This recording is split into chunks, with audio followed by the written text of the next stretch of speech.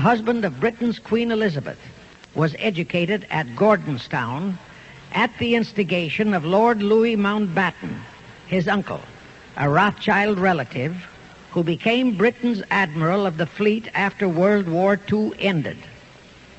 Number 3, all influential people trapped into coming under the control of the Illuminati, plus the students who had been specially educated and trained, were to be used as agents and placed behind the scenes of all governments as experts and specialists, so they would advise the top executives to adopt policies which would, in the long run, serve the secret plans of the Illuminati one world conspiracy and bring about the destruction of the governments and religions they were elected or appointed to serve. Do you know how many such men operate in our government at this very time? Rusk, McNamara, Hubert Humphrey, Fulbright, Kuchel, and go on and on and on.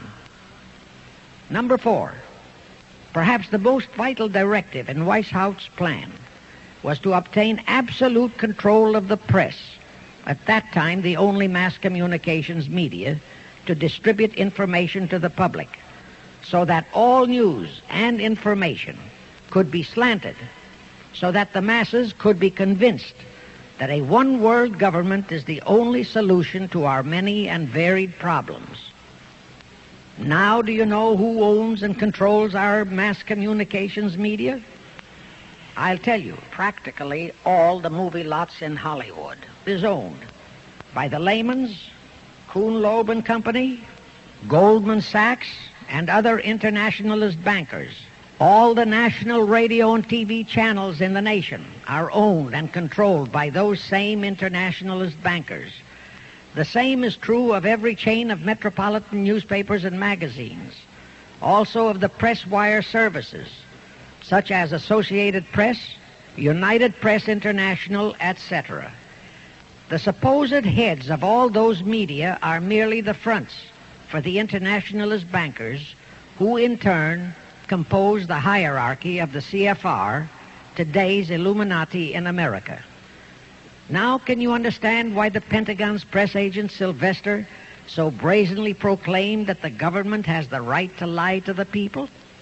What he really meant was that our CFR-controlled government had the power to lie to and be believed by the brainwashed American people. And let's again go back to the first days of the Illuminati. Because Britain and France were the two greatest world powers in the late years of the 18th century, Weishaupt ordered the Illuminati to foment the colonial wars, including our Revolutionary War, to weaken the British Empire and organize the French Revolution to destroy the French Empire. He scheduled the French Revolution to start in 1789. However, in 1784, a true act of God placed the Bavarian government in possession of evidence which proved the existence of the Illuminati, and that evidence could have saved France if they, the French government, hadn't refused to believe it. Here is how that act of God happened. It was in 1874 that Weishaupt issued his orders for the French Revolution. A German writer named Zwack put it into book form. It contained the entire Illuminati story and Weishaupt's plans. A copy of this book was sent to the Illuminists in France, headed by Robespierre, whom Weishaupt had delegated to foment the French Revolution. The courier was struck and killed by lightning as he rode through Ralston on his way from Frankfurt to Paris. The police found the subversive documents on his body and turned them over to the proper authorities. After careful study of the plot, the Bavarian government ordered the police to raid Weishaupt's newly organized lodges of the Grand Orient and the homes of his most influential associates. All additional evidence thus discovered convinced the authorities the documents were genuine copies of the conspiracy by which the Illuminati planned to use wars and revolutions to bring about the establishment of a one-world government, the powers of which they, headed by the Rothschilds, intended to usurp as soon as it was established, exactly in line with the United Nations plot of today. In 1785, the Bavarian government outlawed the Illuminati and closed the lodges of the Grand Orient. In 1786, they published all the details of the conspiracy. The English title of that publication is The Original Writings of the Order and Sect of the Illuminati. Copies of the entire conspiracy were sent to all the heads of church and state in Europe.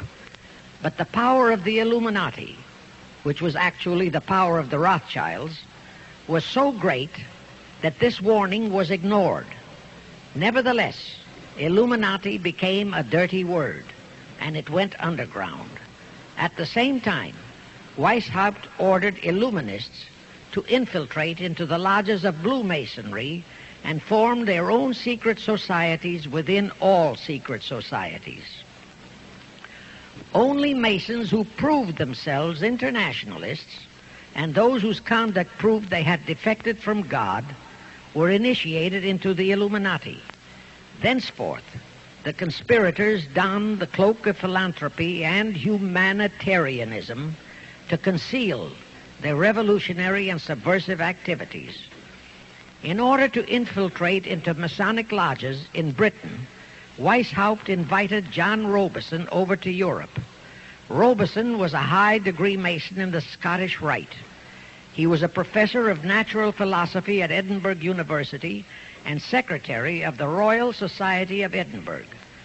Robison did not fall for the lie that the objective of the Illuminati was to create a benevolent dictatorship, but he kept his reactions to himself so well that he was entrusted with a copy of Weishaupt's revised conspiracy for study and safekeeping. Anyway, because the heads of state and church in France were deluded into ignoring the warnings given them, the revolution broke out in 1789 as scheduled by Weishaupt. In order to alert other governments to their danger, in 1798 Robison published a book entitled Proof of a Conspiracy to Destroy All Governments and Religions.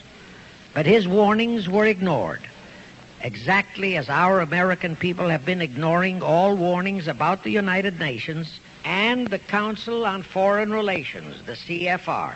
Now here is something that will stun and very likely outrage many who hear this. But there is documentary proof that our own Thomas Jefferson and Alexander Hamilton became students of Weishaupt's. Jefferson was one of Weishaupt's strongest defenders when he was outlawed by his government. And it was Jefferson who infiltrated the Illuminati into the then newly organized lodges of the Scottish Rite in New England. Here is the proof. In 1789, John Robison warned all Masonic leaders in America that the Illuminati had infiltrated into their lodges. And on July 19, 1789, David Papin, president of Harvard University, issued the same warning to the graduating class and lectured them on the influence Illuminism was acquiring on American politics and religion. And to top it off, John Quincy Adams, who had organized the New England Masonic lodges, issued his warnings. He wrote 3 letters to Colonel William L. Stone, a top Mason, in which he exposed how Jefferson was using Masonic lodges for subversive, Illuministic purposes. Those 3 letters are at this very time in Rittenberg Square Library in Philadelphia. In short, Jefferson, founder of the Democratic Party, was a member of the Illuminati, which at least partly accounts for the condition of the party at this time. And through infiltrations of the Republican Party, we have exactly nothing of loyal Americanism today. That disastrous rebuff at the Congress at Vienna, created by the Tsar of Russia, did not by any means destroy the Illuminati conspiracy. It merely forced them to adopt a new strategy. Realizing that the one world idea was, for the moment, killed, the Rothschilds decided that to keep the plot alive, they'd have to do it by heightening their control of the money systems of the European nations. Earlier, by a ruse, the outcome of the Battle of Waterloo had been falsified. Rothschild had spread a story that Napoleon had won that battle. That had precipitated a terrific panic on the stock market in England. All stocks had plummeted down to practically zero, and Nathan Rothschild bought all the stocks for virtually a penny on its dollar values. That gave him complete control of the economy of Britain and virtually of all Europe.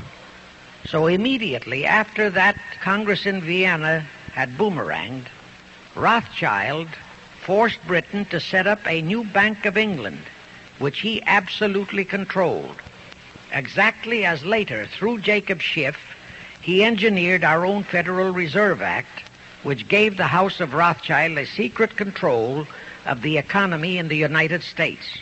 But now for a moment, let's dwell on the activities of the Illuminati in the United States. In 1826, one Captain William Morgan decided it was his duty to inform all Masons and the general public what the full truth was regarding the Illuminati, their secret plans and intended objectives. Also reveal the identities of the masterminds of the conspiracy.